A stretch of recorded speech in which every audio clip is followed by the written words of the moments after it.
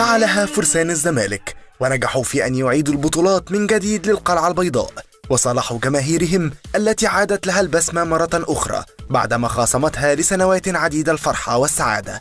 وكان الغضب والحزن هو عنوان ضياع الألقاب والبطولات الواحدة تلو الأخرى في السنوات الماضية.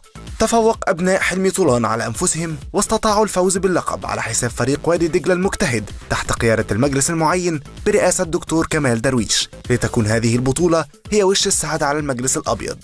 برافو طولان وجهازه المعاون أسامة نبيه وممدوح المحمدي وأيمن طاهر وحمادة أنور والجهاز الطبي والإداري الذين تولوا المسؤولية في ظروف صعبة تمر بها الكرة المصرية بوجه عام والقلعة البيضاء بوجه خاص، ولكنهم بعزيمة الرجال قهروا الصعاب.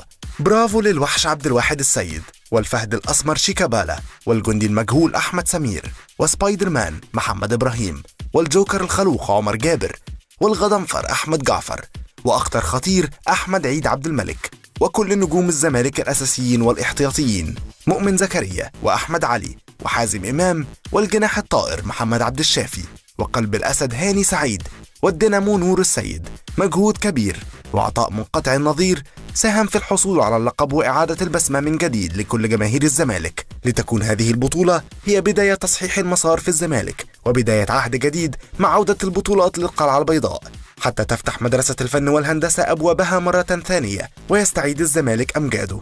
مبروك يا زملكاوية. بيني وبينك حب حقيقي، حب بجد، أصلي بحبك حب ما حدش حبه لحد، وانت الغالي اللي بقالي سنين بهواك. يا ما فرحني ويا ما زعلني وبرضه معاه، ولوحدك انت بس بخلص لك انت بس، اسمع اسمك اشوف علمك يهمس قلبي همس، ولوحدك انت بس بخلص لك انت بس، اسمع اسمك اشوف علمك يهمس قلبي همس، وبحبك يا زمان.